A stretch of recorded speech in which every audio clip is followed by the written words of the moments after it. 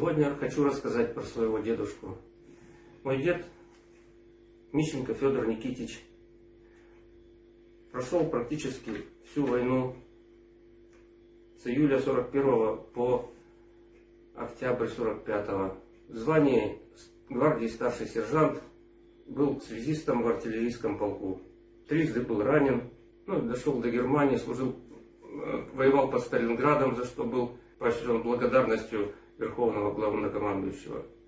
У дедушки 7 внуков, 2 внучки, мы все его помним, так же, как и помним ту войну.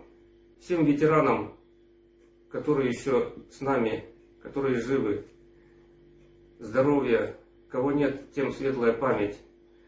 И всех с наступающим Днем Победы!